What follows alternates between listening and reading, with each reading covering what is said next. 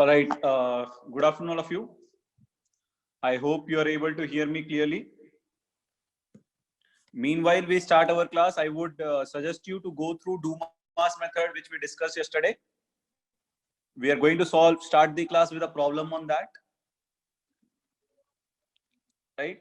We are going to start a problem on Dumas method. So please go through the formula and go through the concept we had discussed yesterday.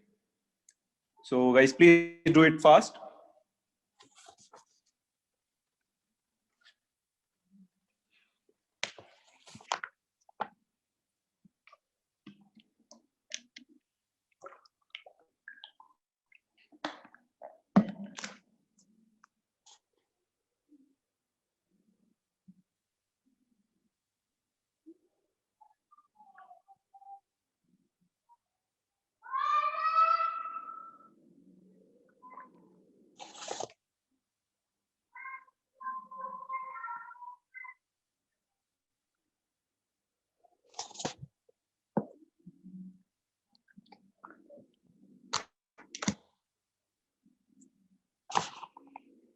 Yes. Good evening, Advait. Good evening, Vasha.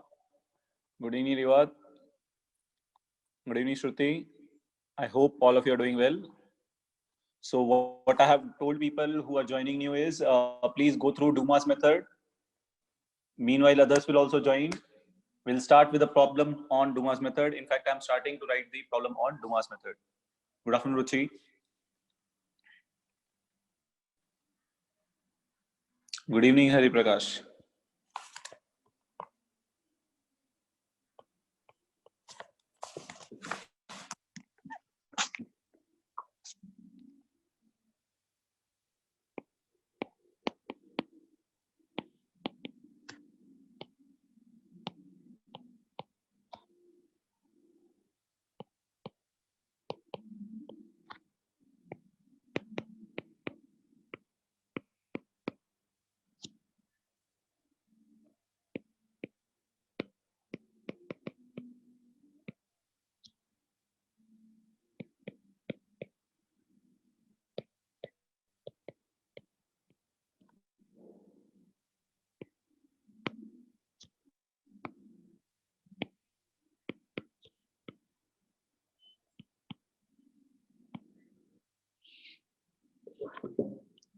I'm not speaking anything, Prajwal.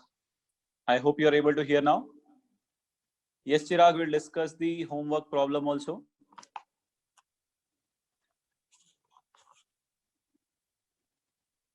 We'll discuss that problem, Chirag.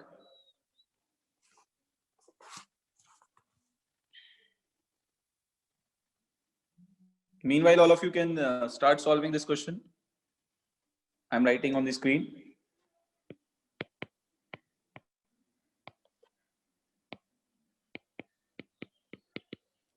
It is based on Dumas method. All the concept, please go through carefully. You need all those concepts which I discussed yesterday. Even if you miss one point, you are gone.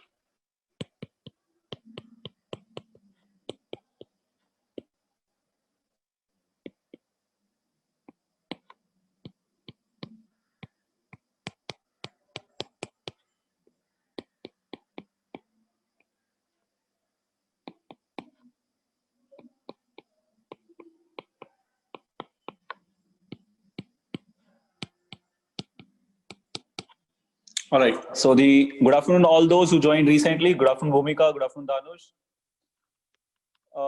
basically you go through the Dumas concept again and try to solve the question which is written on your screen. In a minute, I will discuss this. I'm launching a poll on this. You can, those who have solved can attempt on poll.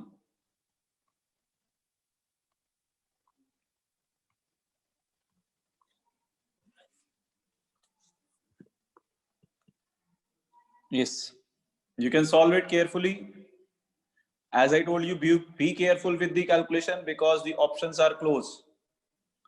Be very careful with the calculation. Options are close. Right? So do it fast.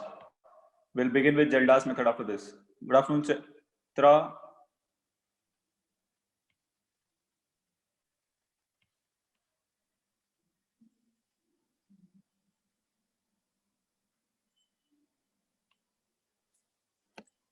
Hi, Shrish. Hope you're doing well. Good afternoon, Samruddha. Good afternoon, Chandrika.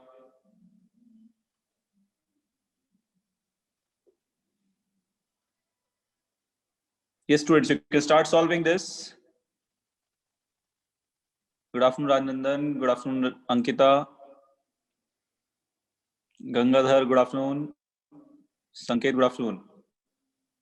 Sushma, good afternoon. So, students, you can start attempting this.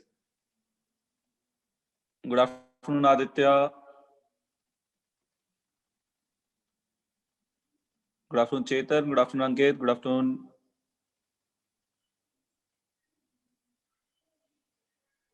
Vijayalakshmi, good afternoon. Welcome, Keetan.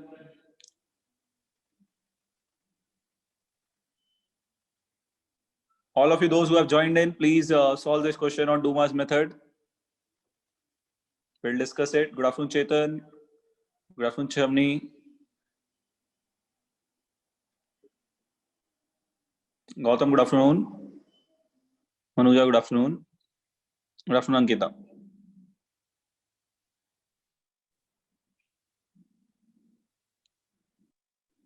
All right, keep solving. I will end this poll in another 30 seconds. Meanwhile, others will also join. Rakshan, good afternoon. Good afternoon, Rohit. Good afternoon, Kiran.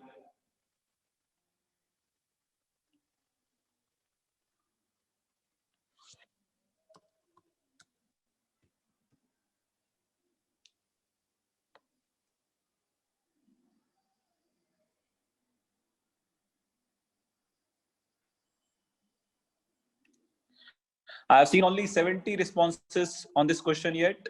So students, please answer fast. Those who can't see poll, please respond on chat, but all of you, please try to attend it. Good afternoon, Megha.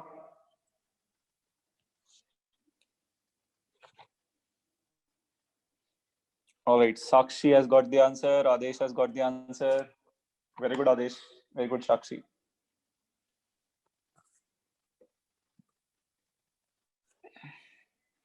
$11.2 is not in the option. Sagar, please check the calculation again.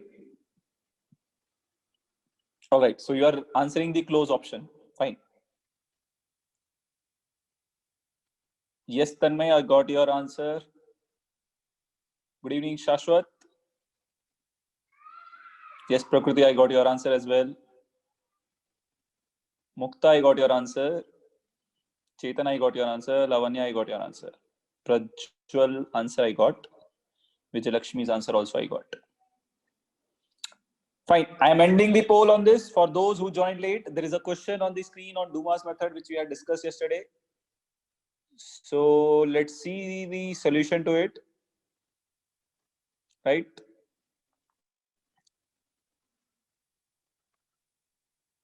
I am ending the poll. So those who are answering on poll, please answer fast, very fast. All right. Kushal, you are not able to hear.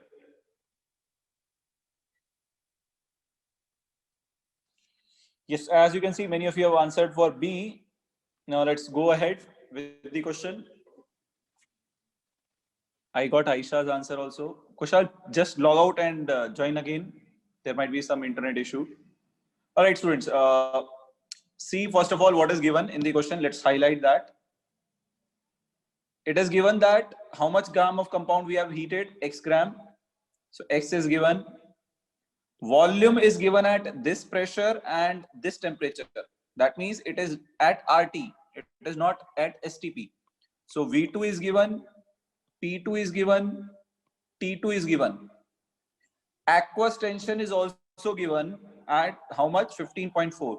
So you can find pressure of dry gas. So this is pressure of wet gas. You can find pressure of dry gas. Right? Let us apply.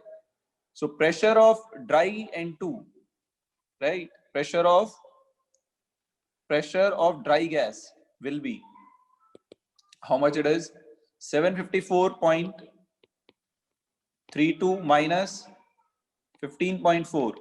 So when you solve this, your approximate value will come out to be 738.92 mm of Hg. This is our P2.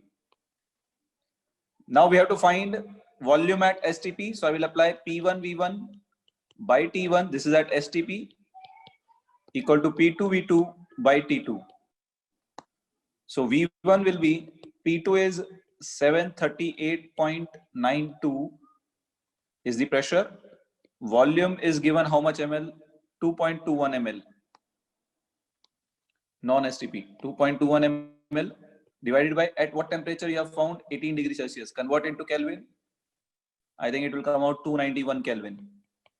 Now T1 is 273 Kelvin STP. Pressure is 180 m, 760 mm of Hg at STP. So multiply both of them here. What you will get? 273 divided by 760 mm.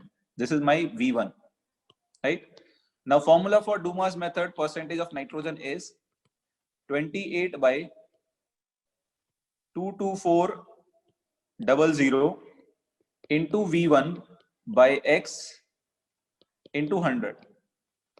So now 28 by 22400 into V1, you know, 738.92 into 2.21 into 273 divided by 291 into 760 into divided by X. X is 0.0237 into 100.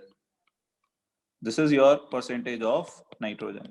When you simplify this, you'll get approximately 10.56%, which is 10.6% approx. So correct answer is B. Why did I give answers close 10.9? Because if you don't do this step, if you don't subtract aqueous tension, if you use directly this value, your answer will come out to be 10.85%. And then you can end up answering C, right? If you use pressure of dry gas, then you'll get exact 10.56. You'll not get 10.85. I hope it is clear. Yes?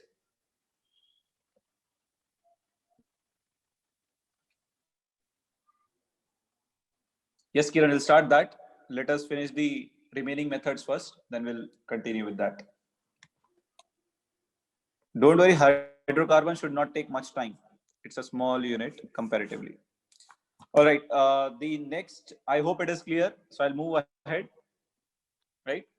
So the next method is Geldahl's method, right? You have studied this also for your boards. The calculation of this is very important. It involves a concept of back titration, and back titration was there in redox. JEE student must have studied, NEET maybe not, right? Vijayalakshmi will get direct formula based questions also only on this. So there is no worry here. Don't worry. You'll get formula based questions only on Dumas method. Geldahl's method is relatively important. So let's see what we do in Geldahl's method is, see carefully. It's a concept of back titration. Every concept is very important here.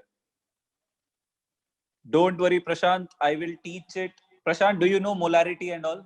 That is sufficient. If you know molarity and normality, that is sufficient. If you know molarity, normality concept, that is sufficient. I'll not use anything more than that. Right. So let's see what we do generally here. We take an organic compound. Now the process, I can easily skip the derivation part here and directly give you the formula. But the point of doing this derivation is sometimes the question in Geldas method is asked indirectly. I'll tell you when I discuss the questions on it. Let's say organic compound, again X gram, you heat it with H2SO4. So when you heat an organic compound with H2SO4, all the nitrogen present in your organic compound will be converted to ammonium sulfate. It will be converted to ammonium sulfate. All right. Now this ammonium sulfate is passed through NaOH solution. Till here, no problem. And you have done this test in lab also, test for ammonium ion. When you pass ammonium ion solution through sodium hydroxide, what gas comes out? Ammonia gas comes out. Smell of ammonia. This is a test for ammonium cation, zero group cation in lab. Right? So you'll get ammonium ion. Fine. Now we are going to estimate how much ammonia is formed here in this reaction. Right? From that indirect estimation, we'll see how much organic compound में nitrogen was present. So you can see all nitrogen in your organic compound has been converted to ammonia. Right? It's kind of pungent smell. Yes, Tarun.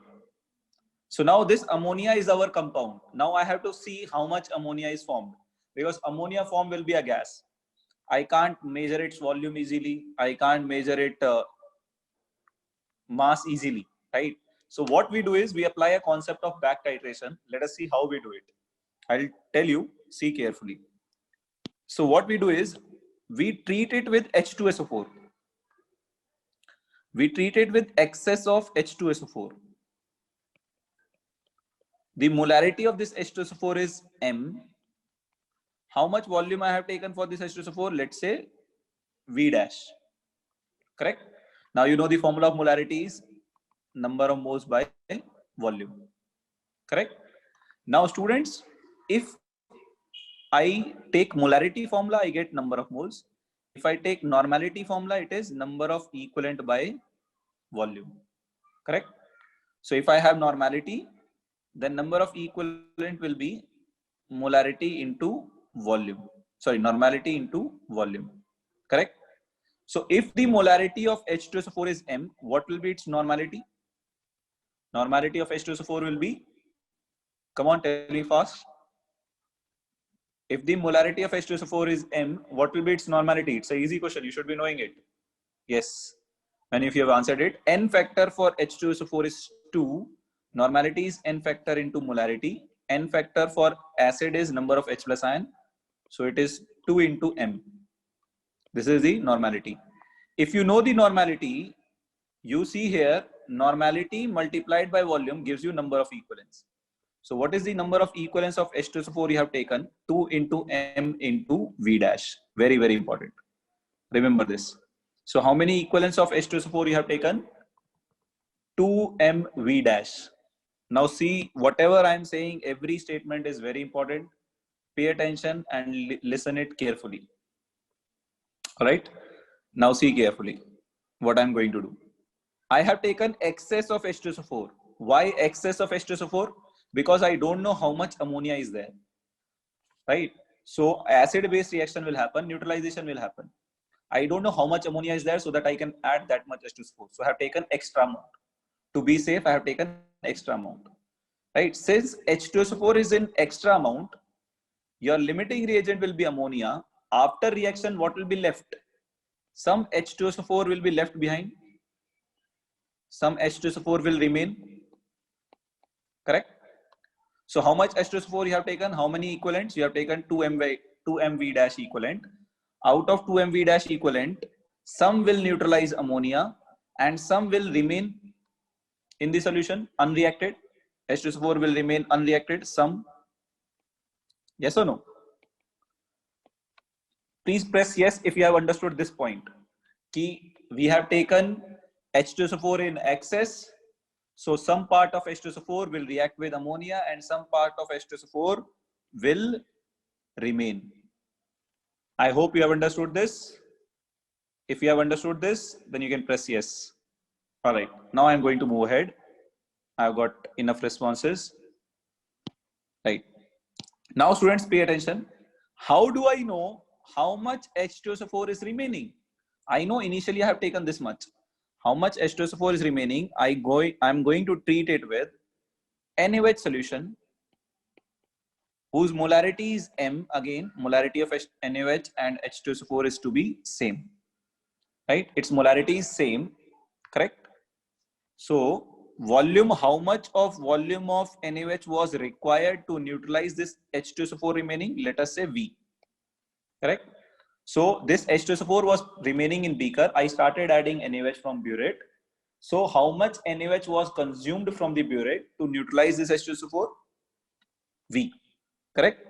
So we can find normality. Normality will be same as molarity because N factor for NaOH is 1. So number of equivalent here for NaOH will be normality into volume. So that is N into V. So these many equivalent of NaOH was consumed, correct? Right? Now, those who have not studied redox, for them, let me tell you, there is a law of chemical equivalence which says if there is a reaction A plus B gives you C plus D, then according to law of chemical equivalence, number of equivalence of A should be equal to number of equivalence of B, should be equal to number of equivalence of C, should be equal to number of equivalence of D. Correct? So if there is a reaction between NaOH and H2SO4 remaining, right, can I say number of equivalent of H2SO4 remaining will be equal to number of equivalent of NaOH consumed according to law of chemical equivalence, which says in a reaction equal equivalents react with each other. Number of equivalent of reactant A is equal to number of equivalent of reactant B, right? Can I say this? This is very important. Number of equivalent of H2SO4 remaining was reacted with NaOH. If there is a reaction between these two, the number of equivalent of NaOH is equal to number of equivalent of H2SO4. Can I say this? If you have understood this, please again press yes. If you have understood this, please again press yes. Because I am going to go back now. So every step is very important here. All right. Fine. So we have applied law of chemical equivalence, which says equal amount of reactant equivalents react with each other. So number of equivalent of A will be equal to number of equivalent of B. Therefore, I have said number of NaOH equivalent is equal to number of H2SO4 remaining equivalent. Correct? Now I know this is equal to how much? M into V. Correct? Please pay attention. If H2SO4 remaining is M into V, and how much H2SO4 you have taken initially? Excess mein how much you have taken? Equivalents? MV dash, 2MV dash.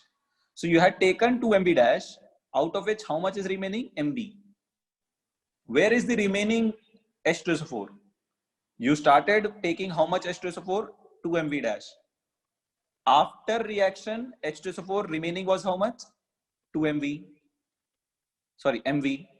Can you tell me where is the remaining H2SO4? Where is the remaining H2SO4? Veerbhadra, for every reaction, number of equivalents are always equal. This is the difference between equivalent concept and mole concept. Mole concept, you have to consider stoichiometry. In equivalent concept, you don't have to. Yes, many of you have answered it correctly. So I had taken this much H2SO4, this much is remaining. The remaining H2SO4 has been used to neutralize ammonia, correct? So can I write number of equivalent, let me write here, number of equivalent of H2SO4 used to neutralize ammonia, is equal to how much?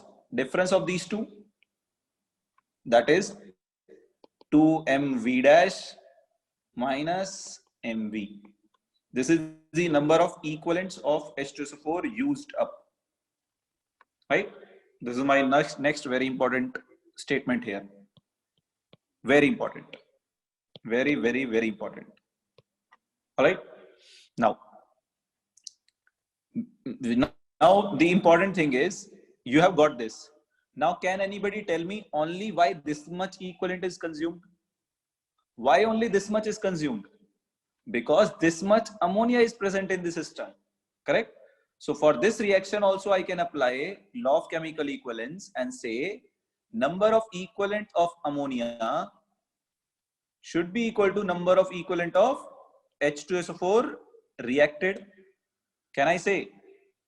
Right? Prajwal, what do you want me to repeat? Prajwal, Digraj, what do you want me to repeat? Can you please write here? Because I was going to repeat, I was repeating only. Can you tell me what you want me to repeat? Prajwal, can you please type fast? We can't wait for long. All right. Prajwal, I have not got any response from you. I'm moving ahead. All right. So students, you can see here, this much ammonia is consumed. Why only this much ammonia is consumed? I can again apply law of chemical equivalence and say, what you have not understood, guys, please write that. How should I know? There are 10 steps which I'm writing. Which step should I repeat? You should write that. Koshi, I have got your point, but which point should I repeat? Pranav, that is not the point to discuss here. You can call us later about it. Don't ask irrelevant things now. I will repeat it again, Koshi. I can't repeat it now. Let me finish it first. Right. All right. I'll start it again for those who did not understand. Right. I am assuming you guys know normality. Even if you don't know, I have given the relevant formulas used here. Organic compound containing nitrogen was reacted with H2SO4 to form ammonium sulfate. Ammonium sulfate was reacted with NaOH to liberate ammonia gas. So all your nitrogen in the organic compound was converted to ammonia gas. Now this ammonia was treated with excess of H2SO4, right? It was a neutralization reaction, right? So H2SO4 which we added was M molarity V dash volume.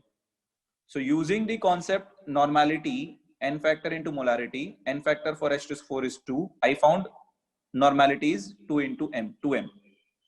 Now number of normality formula is number of equivalent by V. So number of equivalent same as molarity. Molarity is number of moles by V. Normality is number of equivalent by V. So number of equivalent will be normality into V. Correct? All right. Now, after that, you can see here, number of equivalent is normality into V. Normality is 2M. Volume is V dash. So how much H2SO4 we have taken? 2M V dash. Correct?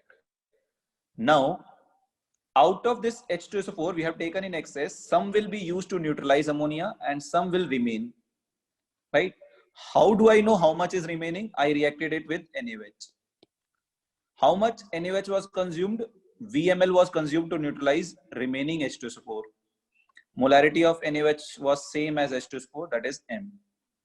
So now what is number of equivalent formula is same again, normality into volume. So I'm using number of equivalent is normality and molarity are same here for NaOH because N factor is 1 because it gives 1 OH minus ion. So now N number of equivalent will be N into V. So this is the number of equivalent of NaOH consumed. Now applying law of chemical equivalence, I can say if there is a reaction, equal equivalents react with each other. That means number of equivalents of A should be equal to number of equivalents of B. This is law of chemical equivalence. You are supposed to learn this in redox. If you have not learned it, go home and check.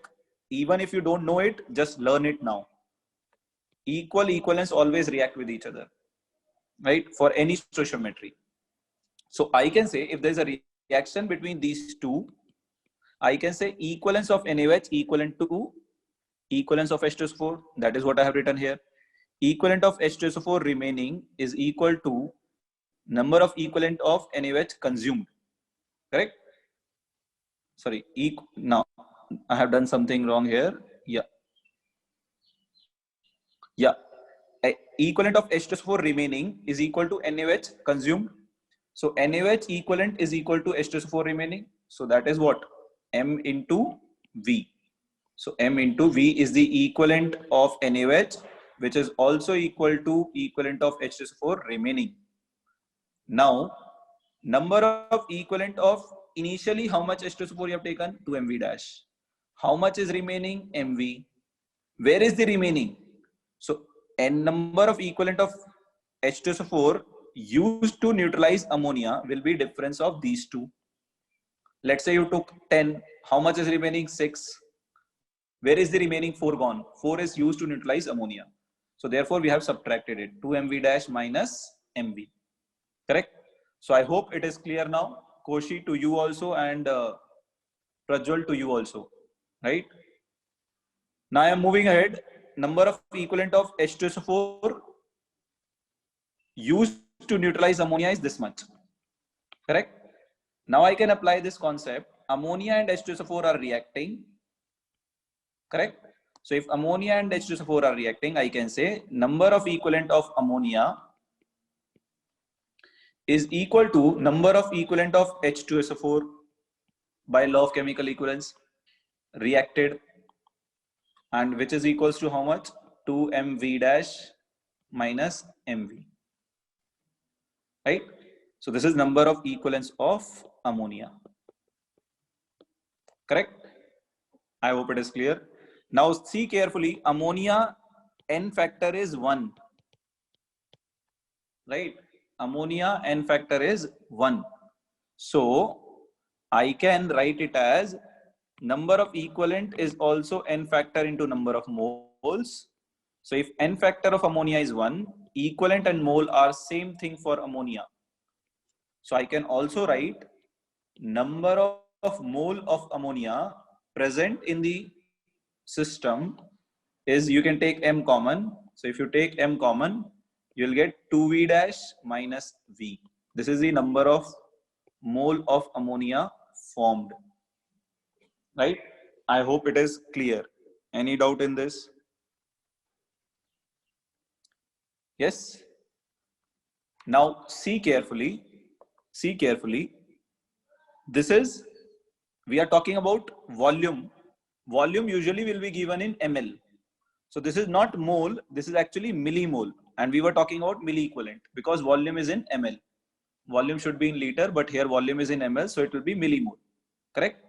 So I know now 1 mole is equal to how much gram? 1 mole ammonia is how much gram ammonia? 1 mole ammonia is 17 gram ammonia molar mass. Correct? 1 mole ammonia is 17 gram ammonia. Now what I'll do is, I have millimole, so I'll convert these into millimole. So if I want to divide it by 1000, so dividing by 1000 will make it 1 millimole. So 1 millimole ammonia will have how much? 17 by 1000 gram ammonia. Correct? Now if 1 millimole ammonia has this much gram, this much millimole of ammonia, that is M comma 2V dash minus V millimole ammonia will have how much? 17 by 1000 into M into 2V dash minus V gram ammonia. Correct? So we have got the how much ammonia is formed, we have got that. But the question is, we don't have to find ammonia, we have to find nitrogen. So I will write ammonia contains 1 nitrogen. So by mole concept, 17 gram ammonia contains 14 gram nitrogen. So 1 gram ammonia will contain 14 by 17 gram nitrogen. N factor is acidity or basicity. That depend upon you're talking about acid or base. For acid it is basicity, for base it is acidity. Right? Now how much gram ammonia you have?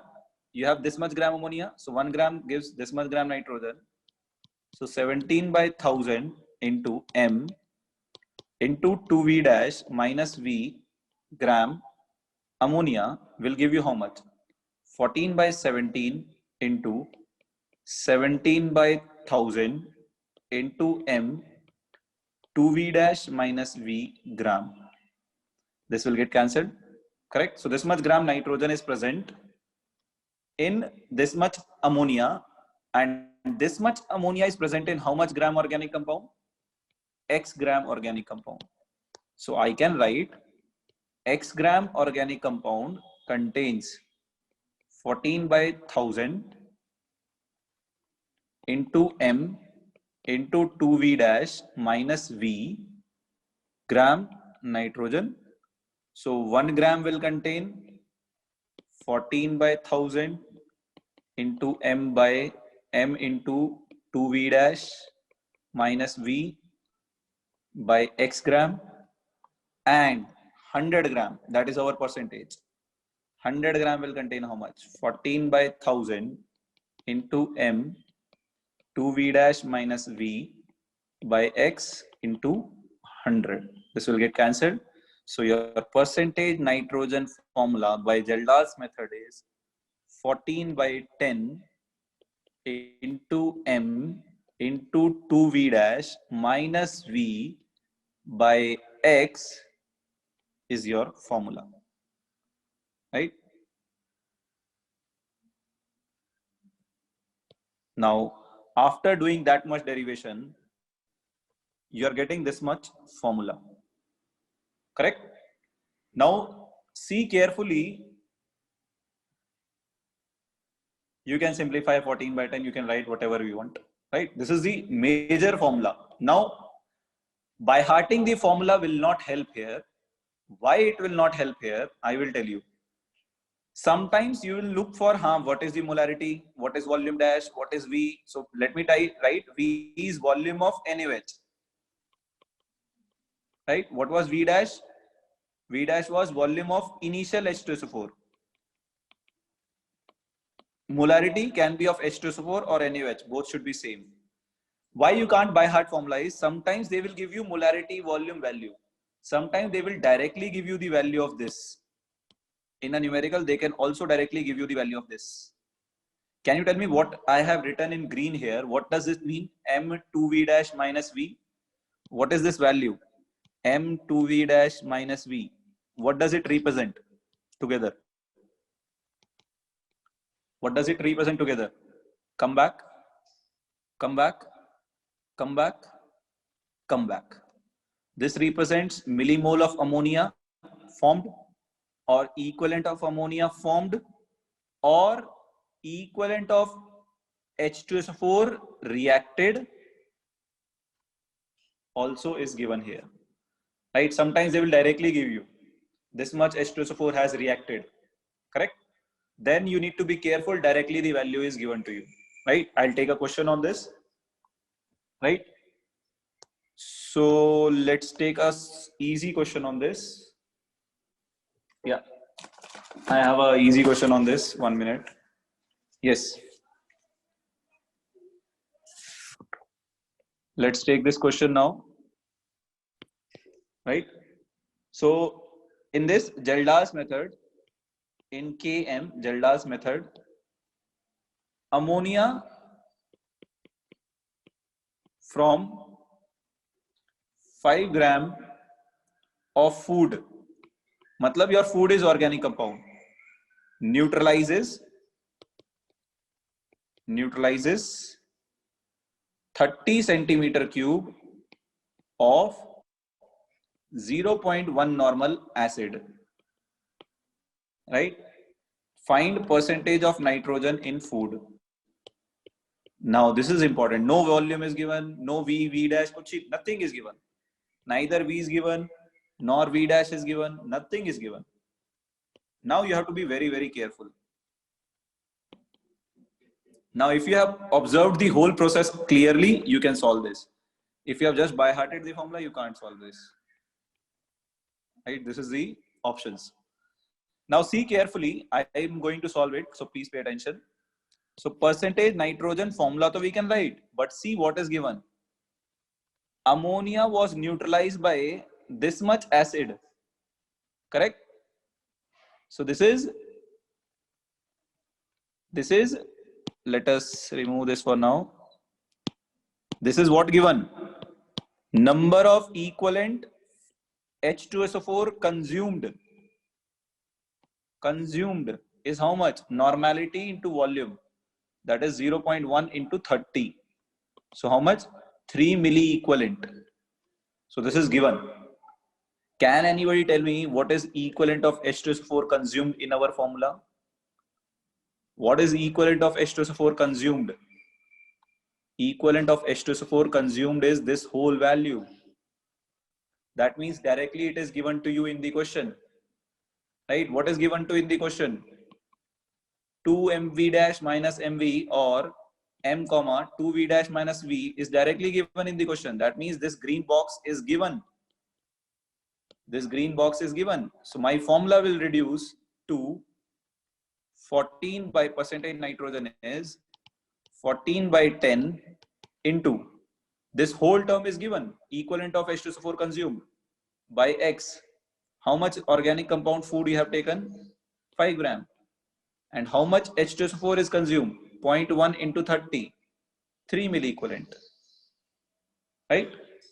That's all. You can easily simplify this. Right? You can easily simplify this. Yes, Adesh, your answer is absolutely right. Your answer is absolutely right, guys. You can easily simplify this.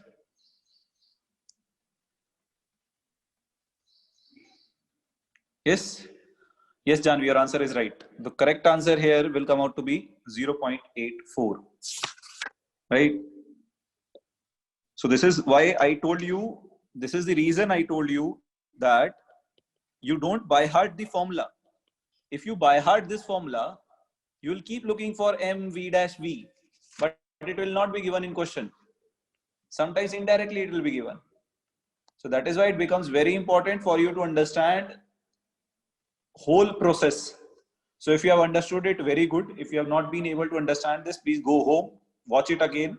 The whole derivation part is important. I hope it is clear. I'll give you one question for you to solve and then we'll move ahead. I'm writing one question here for you. Right? So you can solve this. For nitrogen estimation, 1.4 gram organic compound released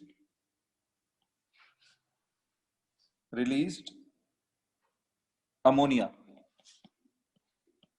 which absorbed 60 ml m by 10 molar H2SO4. This much H2SO4 is consumed by ammonia. Remember this. Do not forget to convert. You can directly use the formula in this case. There is no problem. The unreacted H2SO4. Now this is a case where everything is given. You can directly use formula. The unreacted H2SO4 required 20 ml of m by 10 NaOH. Now you can see molarity of NaOH and H2SO4 is same. Right? Find percentage of nitrogen in organic compound. Options are 5%. You can directly use the formula in this case. Everything is given. 6%, 10%, 3.5%. Pooja, please check again. I hope you have answered the current question, Pooja. Please check it again.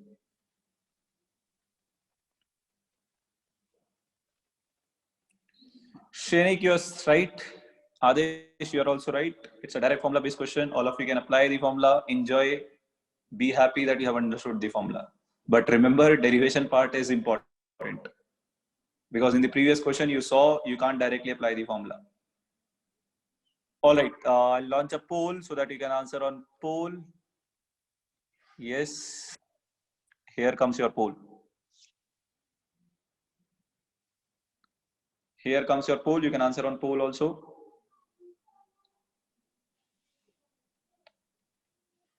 Now it's a direct formula based question.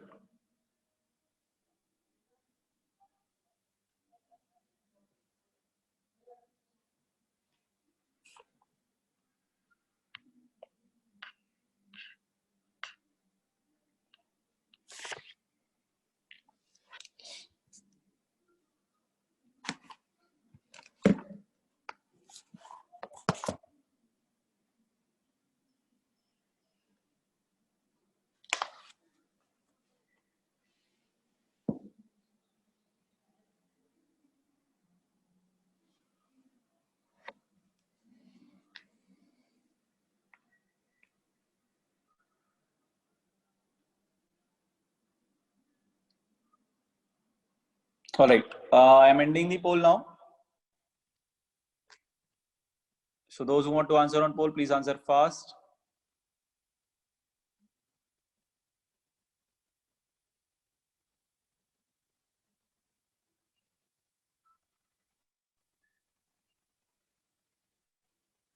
Yes. As I can see, and you can also see, many of you have answered for C. Right. Now let us apply our formula.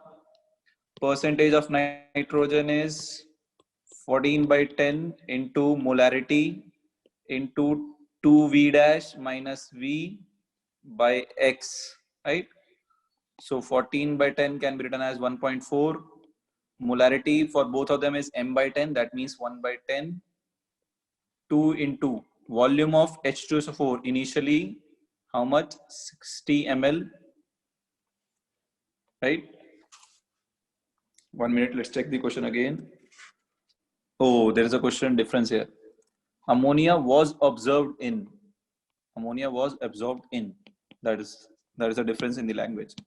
Otherwise, the whole question will change. Right. Now, you can, if it was ammonia absorbed this much H2SO4, then again, it is like a previous type question. So here you'll get 2 into 60 minus how much volume of NaOH? 20. So I think you can simplify this. This 10 will not come. This 10 will not come. Instead of 10, you can write the mass of organic compound. That is how much? 1.4. This will get cancelled. How much you are getting? All right. Okay, this 10 will come. Sorry. This 10 will come. This is M by 10. This 10 will come divided by 10. So how much you guys are getting? It is 10%. Right? That is C option. So C option is correct. Right? Let me introduce some limitations about, there is one more important thing I want to tell you is, I have not discussed the diagram of Geldas method. You can check your textbook. It is given in that. One important thing I would add here is, you add potassium sulfate and copper sulfate in this process. Copper sulfate basically act as catalyst for the reaction in Geldas method, and potassium sulfate is used to increase the boiling point.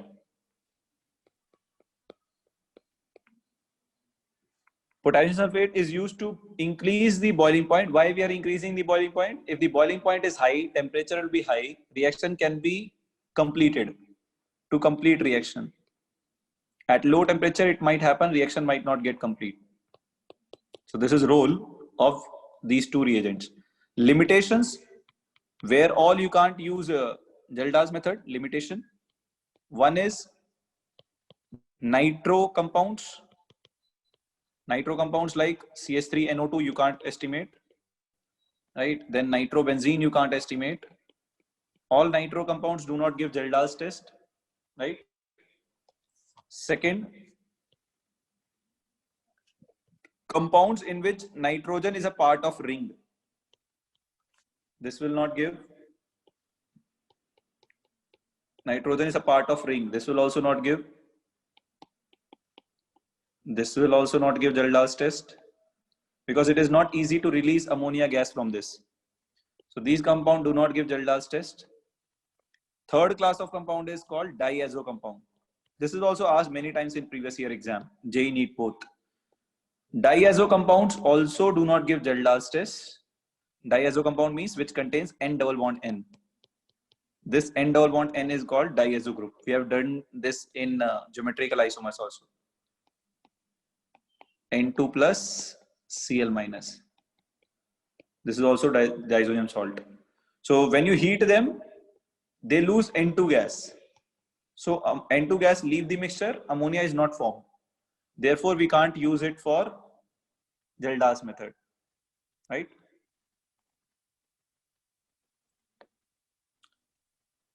Yes, because they are not free, they do not contain free nitrogen, they can't release ammonia, and in this nitrogen will get eliminated, so ammonia cannot be formed. These are the reasons, right? So remember, it has been asked previously in many exams.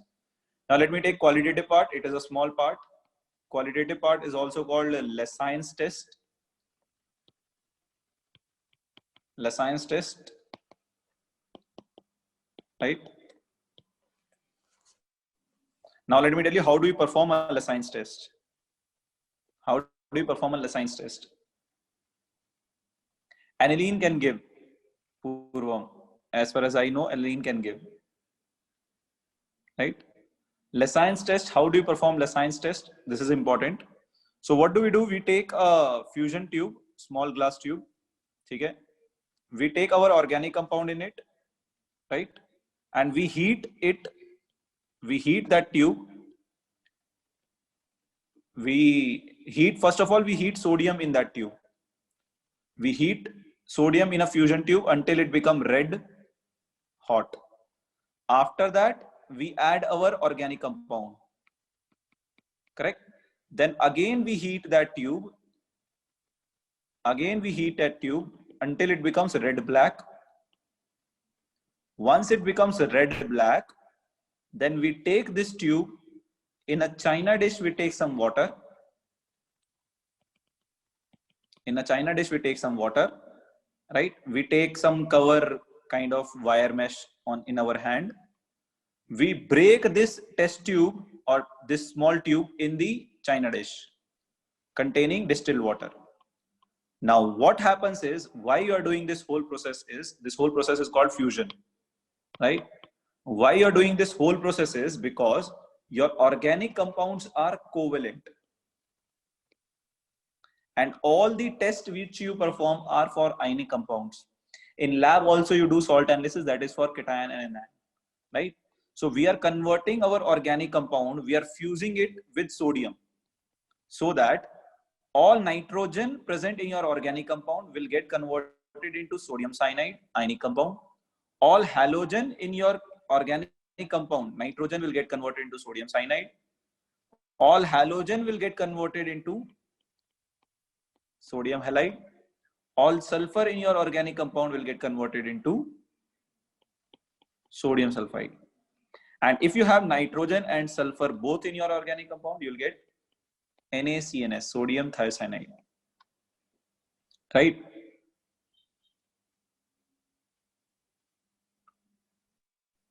Atharv, man, what do you want me to repeat, Atharv? Can you please tell me? Atharv, I have not gone fast. It seems to you very fast. I'm just explaining the whole process, how you do Lessines test, right? I'm just speaking it. You just understand, right? It's not like I'm going very fast. I'm giving you every reason, right? You take a sodium metal. Maybe you are doing something else when I was reading it out, right? You take a sodium metal, you heat it in this tube, right? You heat it until it becomes red. After that, you add some organic compound, right? Then you heat it again, right? Until what point you heat it? Until it becomes red black. Then you take this tube and break it in this china dish having water, right? And make sure you cover the top of the china dish, otherwise sodium will bump out, right?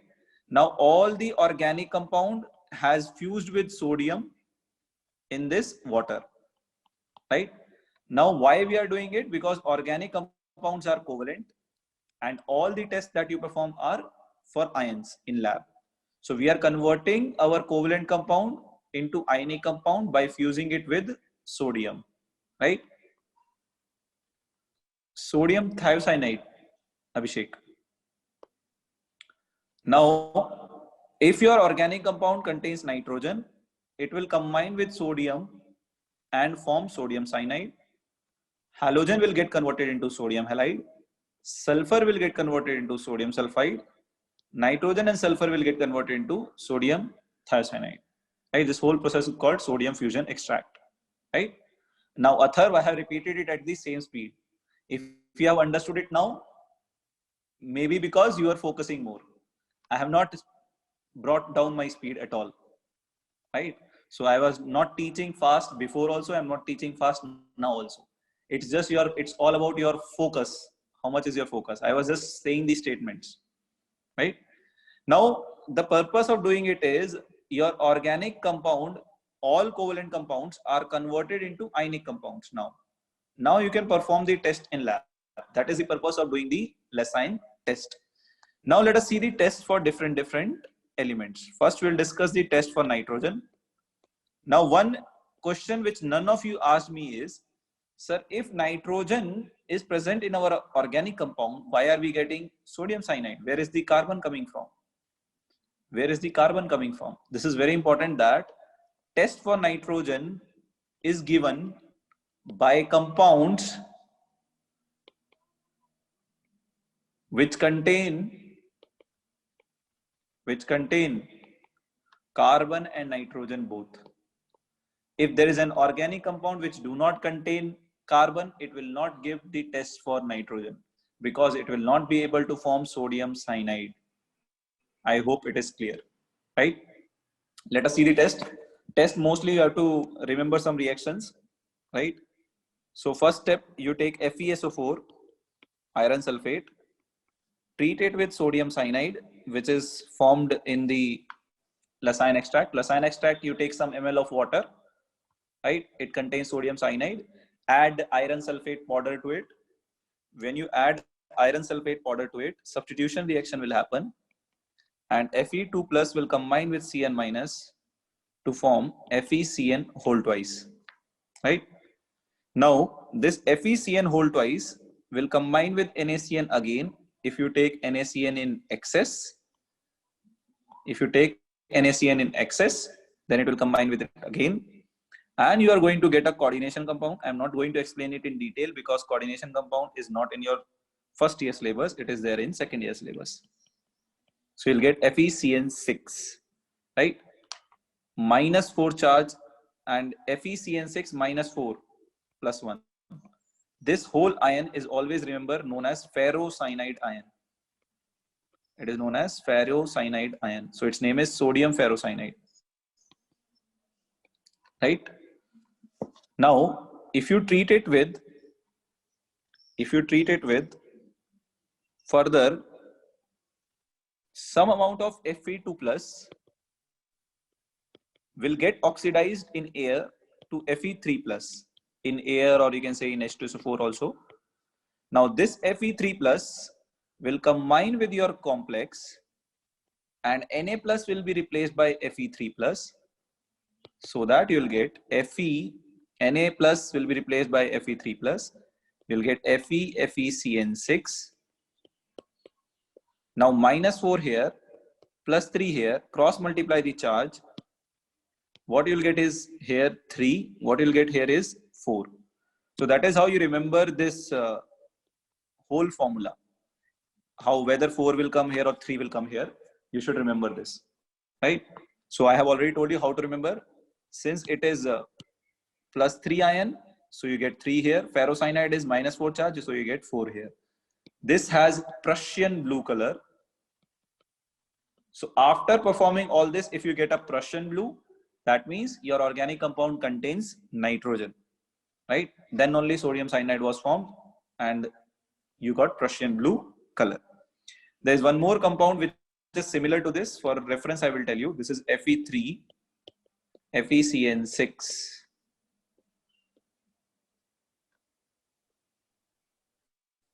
Right? So 3 plus inside, so it will be +3. So 3 and 2. So here 2, right? So this type of compound is known as Turnbull's blue. This is separate compound. It is not formed in this reaction. Just giving you a reference. They look same. So in Lessine test for nitrogen, you get Prussian blue color. Remember this. Yes, coordination number is 6, but I'm not going to discuss coordination number now because it is not the part of our syllabus. Right. Now the remaining tests are easy. Next is test for sulfur, or you can say, yeah, sulfur. So sulfur, there are 2 tests. Sulfur will be present in the form of sodium sulfide. You will pass it through 2 reagents. you add lead acetate to it. Acetic acid is CH3COH. CH3CO minus is known as acetate ion. +2 charge on lead, -1 on acetate ion, you'll get lead acetate. So lead 2+ will combine with S-2 to form PbS. What is the color of this? It is black PPT. So if you have Lecithin extract in this, if your compound contains sulfur, your Lecithin extract will contain sodium sulfide. Add lead acetate to it. If you get black precipitate, that means your compound contain sulfide or sulfur, right? There is one more test, that is Na2FeCN5NO. This is called pentacyano-NO. This is known as, you might do it in lab, it is known as sodium peroxide test. Sodium nitroprusside. Sodium nitroprusside. Right? It is also known as nitroprusside test. So what will happen? This S2 minus will go inside. So right now there is a charge of -2. If S-2 goes inside, total charge will become 4, -4. So you'll get FeCN5. This is how you remember it. NOS. So it was already -2. S-2 goes inside. -2 will become -4. Therefore, I have written 4 here. Now the color of this is violet. So if you get a violet color by adding sodium nitroprusside, you will get the conformation for sulfide ion, right? Now the test for halogens. This is also easy. Halogen. If you have X- ion passing through AgNO3, I've done this in lab, you'll get AgX, right? If this precipitate is white, that means white precipitate is for AgCl. That means chloride is present. If this precipitate is yellow, pale yellow, pale means light yellow, then it is AgBr. And if it is complete dark yellow, then it is AgI. One more distinguish is, if you pass AgCl through ammonia solution, you'll get AgNH3 whole twice, this type of complex. It is white PPT, but when you pass it through ammonia solution, it will become soluble. It will become soluble, right? Very important. Now there is a separate test to do this. Layer test is also there, but it's not required here. We'll do it in salt analysis if required, right? Now, one last test is when both of them are present together. If nitrogen and sulfur are together, if sulfur and nitrogen are together, then I told you it is present in the form of NaCNS. How to identify it? Pass it through Fe3+. It will give you FeSCN3. This is blood red color. Remember these few reactions I have given as much as less as possible, right? Test for halogen is quite simple. Athar, pass silver nitrate solution. Ag+ will combine with X- to get AgX. If your AgX is white PPT is for AgCl, that means your halogen was Cl. If you get pale yellow, then you get AgBr precipitate. AgBr precipitate is pale yellow color. That means your halogen was Br-. And if you get dark yellow, that means your halogen was I-. Now, one difference was this AgCl precipitate, if you pass it through ammonia solution, it will form this complex and become soluble. Whereas AgBr on passing through ammonia solution is insoluble. That is one another difference which you observe, right? Now, phosphorus test is also there. I will discuss it. Let's do the phosphorus test also. Test for phosphorus, right? Same organic compound. Phosphorus test, why we are not discussing with Lecithin is not with Lecithin. This is important. Phosphorus test is not done with Lecithin extract. It is directly done from organic compound, right? So organic compound, you'll take again X gram, treat it with concentrated HNO3, right? All the phosphorus in your organic compound will get oxidized to phosphate ion. This is oxidation reaction. And HNO3 here is acting as oxidizing agent, right? Now, all the phosphate ion is passed through this solution. You'll do it in lab next year, probably second year mein. Ammonium molybdate. This solution is available in lab. You can go through it. Ammonium molybdate plus nitric acid. When you pass it through this solution, you will get ammonium phosphomolybdate. You'll get ammonium phosphomolybdate,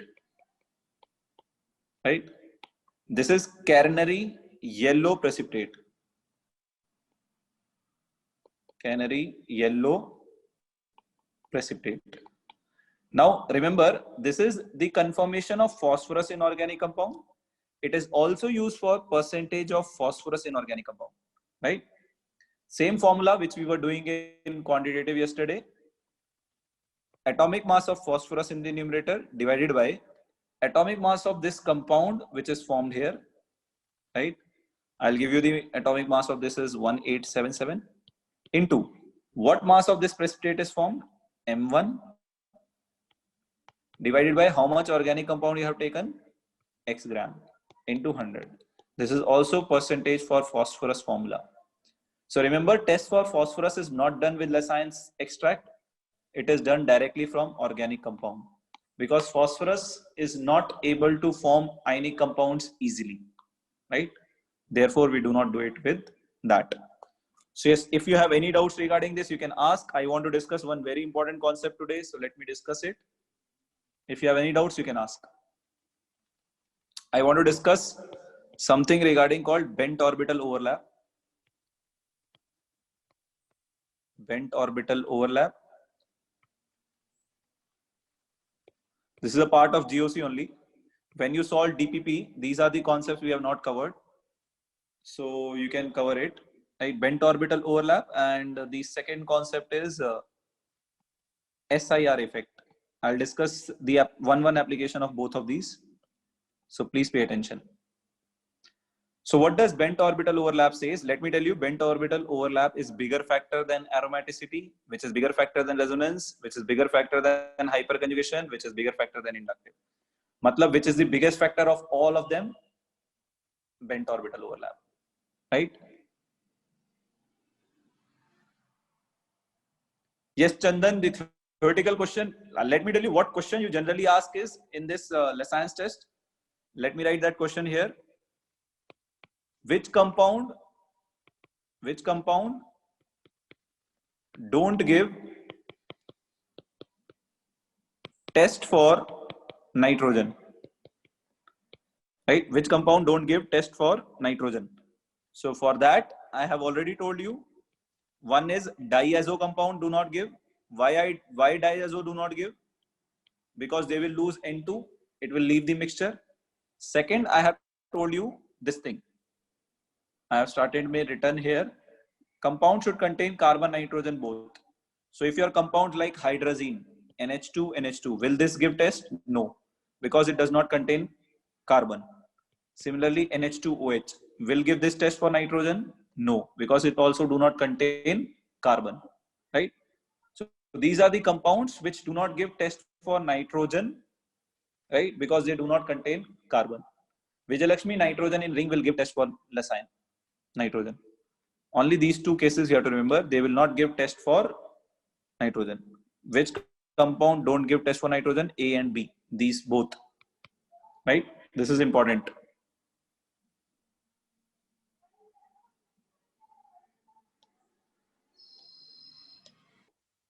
All right. Now, in this, what is bent orbital overlap? I'll explain you by easy concept. See here. You have a cyclopropane ring.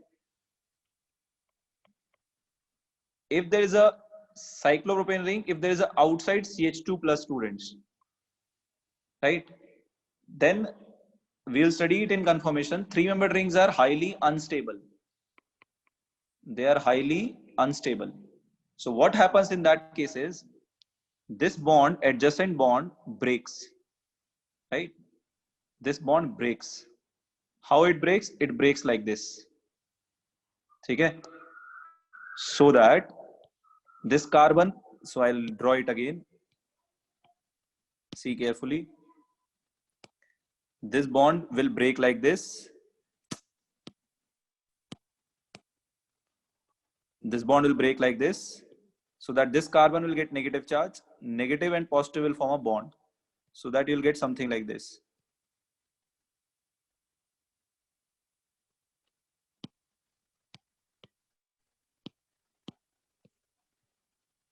Right? There was a CH2 here, so these two have combined with each other. So now, and this carbon has got what charge? Positive charge. Right? So due to this ring expansion, this ring becomes stable. This provides stability to this. So this positive charge is taking electrons from this sigma bond, right? And this is the biggest factor to provide stability of carbocation, right? I have not explained the SIR effect yet. I am just explaining the bent orbital overlap.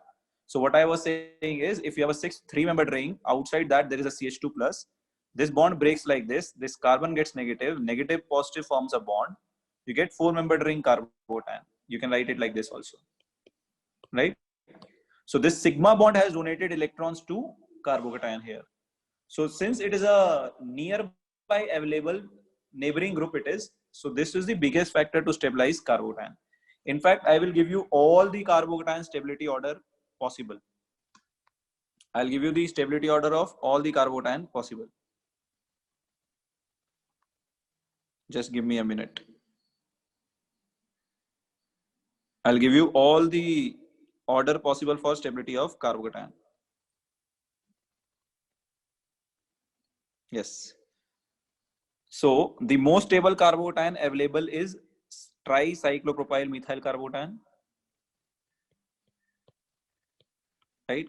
This is the most stable carbocation, followed by dicyclopropyl. Same reason which we have discussed, bent orbital overlap. Then methyl cyclopropyl. Then comes your tropylium cation. Tropylium cation is stable due to aromatic character. Now you can see these three are bigger factor than aromatic character. Then comes your triphenyl methyl carbocation. This is the overall stability order. It will help you in exams. Then comes your diphenyl methyl carbocation.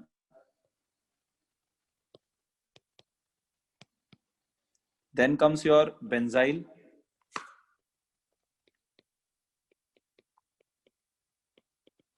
Then comes your tertiary butyl.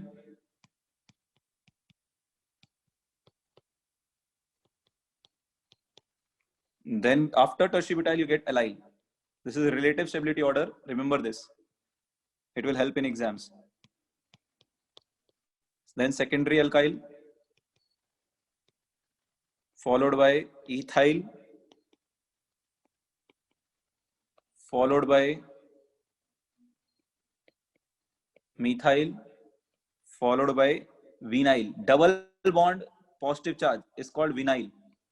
Double bond carbon pe, if there is a positive charge, it will always be less stable, right? It will always be less stable, right? So remember this order of stability. It is very, very, very, very important.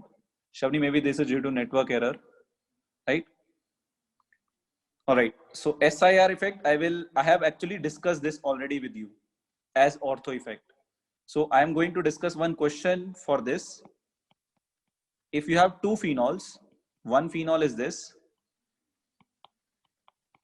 one phenol is this, 2-methyl, 2-methyl, NO2. Here also 2-methyl, 2-methyl, NO2. Now see, if we apply normal logic, first I will explain what is SIR effect. I have explained it as ortho effect though. If there are two groups ortho to each other and they are big, that means they can be methyl, ethyl, NO2, COH, any of these type of group. they repel each other and go out of the plane. And when they go out of the plane, resonance is stopped. That is why it is called steric inhibition to resonance. This is similar to ortho effect we have studied, correct?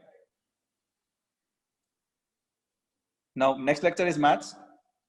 Now you see carefully, if you apply NO2 at para position, minus R greater than minus I, common in both. So I can't answer by minus R. If you apply methyl plus I effect, distance is less. So plus I is more here. So you will say among A and B, which is more acidic? B, because B may distance is more, plus I is less, right? This is more acidic. But then this order is wrong. Why this is wrong? A is more acidic than B. That is why I am discussing this question here. Why A is more acidic than B? Very important. See carefully. NO2 is a bulky group, right? It has two methyls here. Due to this steric hindrance, this NO2 will go out of plane. And if this NO2 go out of plane, its minus R effect will not be shown. Resonance will not be shown, right? And if it does not show minus R, it show minus R, which will become more acidic, which show minus R. That means A is more acidic than B, right? So that is why I have explained this order based on inductive, because resonance was common. But before applying that, you should see whether this will exert R or not. It will not exert R because of this steric inhibition. This effect is called SIR, or steric inhibition to resonance. This is almost like a ortho effect. Which groups can show? Bulky groups like methyl, ethyl, NO2, COH. Tertiary butyl can also show, right? Tertiary butyl can show, isopropyl can show. Bulky alkyl groups, any alkyl group basically, any alkyl group can show this effect. I hope it is clear. If you have any doubts, you can ask. That's all. Next class, I'll ask some questions on steric inhibition to resonance. So those who have ran away will see the consequences. Thank you.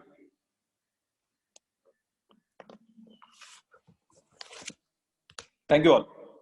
If you have any doubts, you can ask. Others can leave.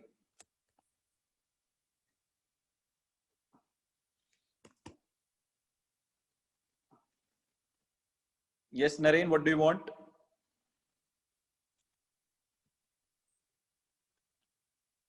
Prashant, I'm scrolling it down. Bent orbital overlap, I have shown you.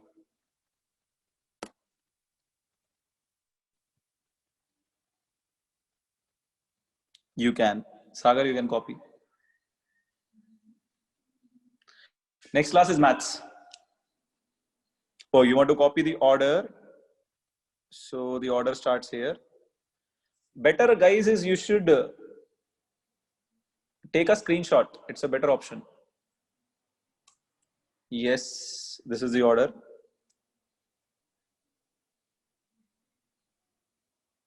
Yes, Shreyas, because the three-membered ring is highly unstable. We will discuss it probably tomorrow only in conformation analysis. Tomorrow we are going to start alkanes. In that we will see conformation analysis. Not tomorrow, Saturday. Yeah, Saturday we'll see that.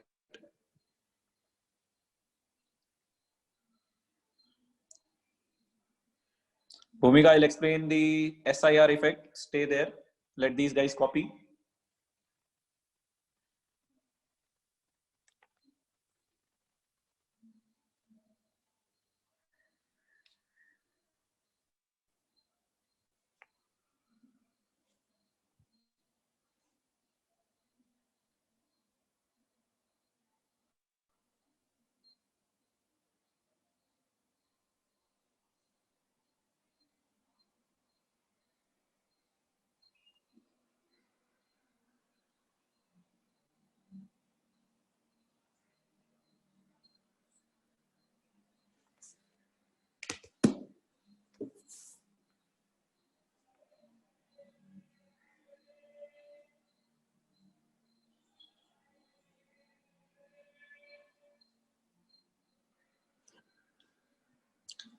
How could we know whether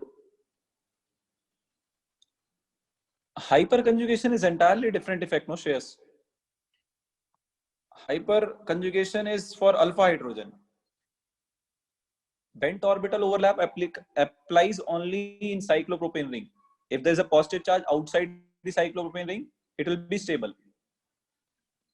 That's the only difference.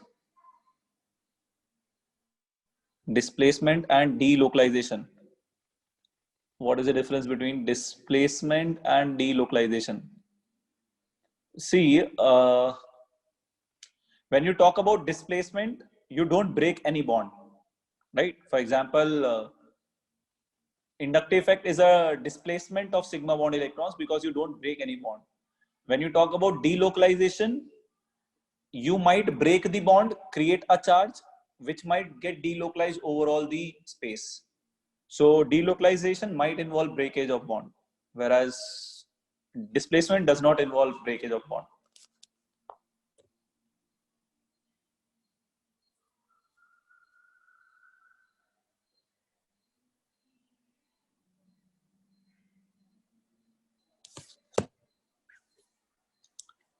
Sir, is ring expansion and like Janam, it is same. It is more or less same. Ring expansion is same as this bent orbital overlap.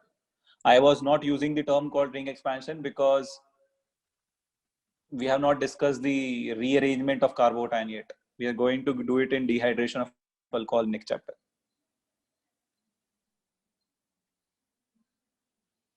That also in next chapter when we discuss dehydration. I have not done reaction mechanism here, no, due to shortage of time. So probably in hydrocarbons, I think we have dehydration of alcohol. There we have carbocation rearrangement. I will discuss all rearrangements there, all types. Yeah, thank you, Pratiksha.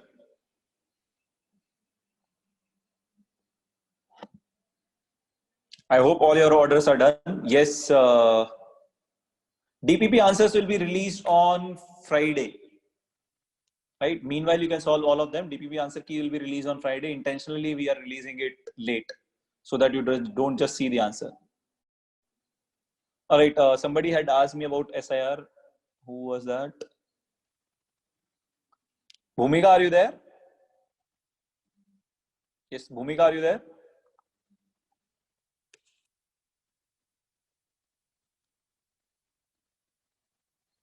All right. So Bhumika, you see what I said about SIR effect was, if you have benzene ring, right? And if there are two bulky groups ortho to each other, so they repel each other, due to which they might go out of plane of benzene ring.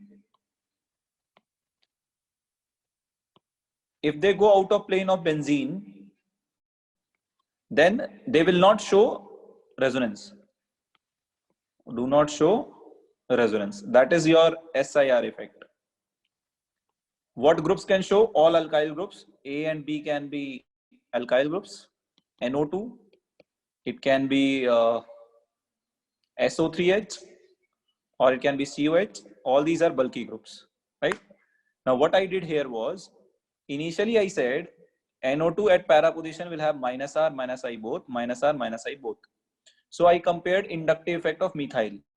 Here inductive effect was more, so I said B was more acidic, right? But then I applied SIR effect and I said, due to these bulky methyl group, this NO2 will go out of plane.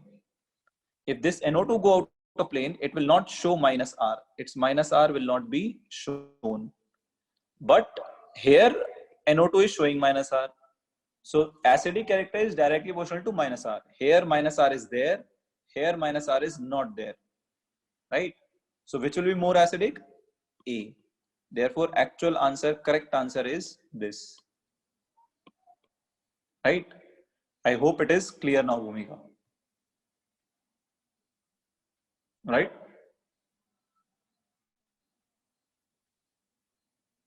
Bhumika, you understood this? You understood this or not? All right. Thank you, Sohan.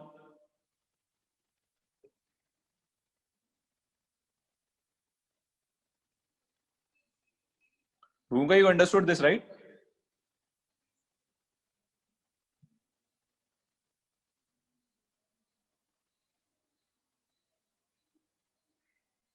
All right.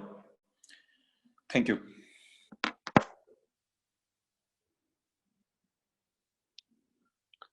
Difference between anti-aromatic compound and non-aromatic compound. Naren, I have discussed it in class. Non-aromatic compounds are non-planar. Anti-aromatic compounds are planar. Resonance energy is 0 in non-aromatic compound, but anti-aromatic compound resonance energy is low, 6 to 12 kilojoule per mole. That is the major difference.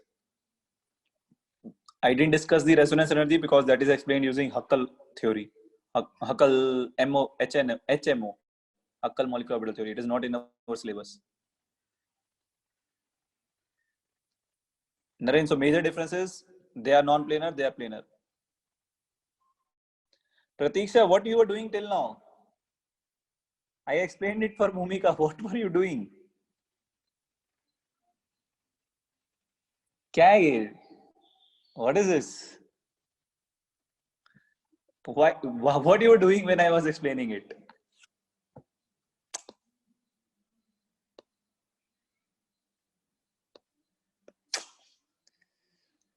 Only God can save you people.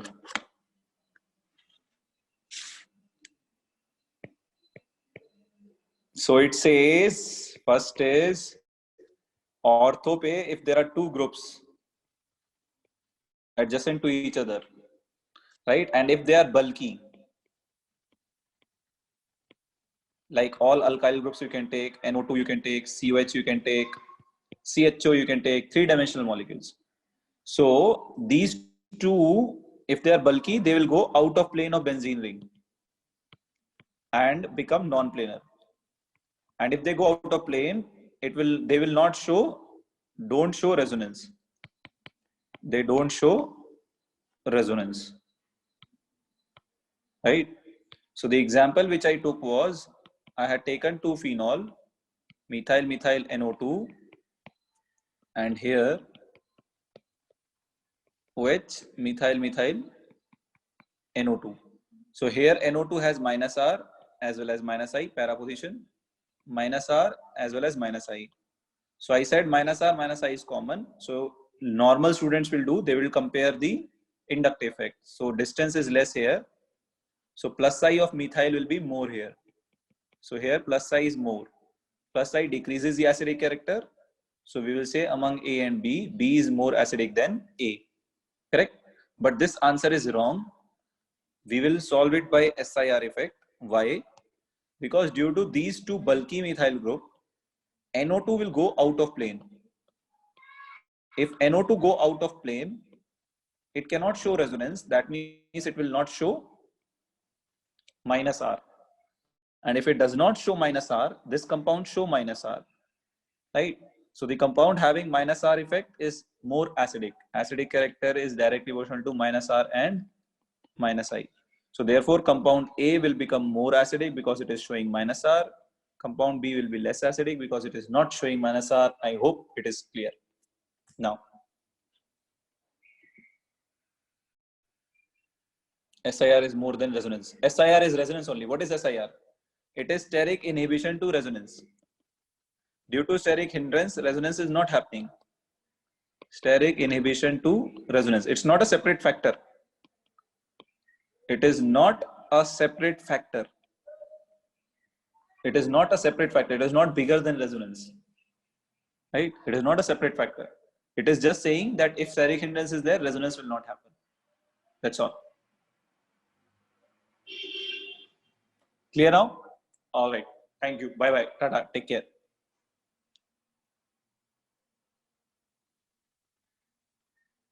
All right. Bhumika was also listening. All right. Thank you.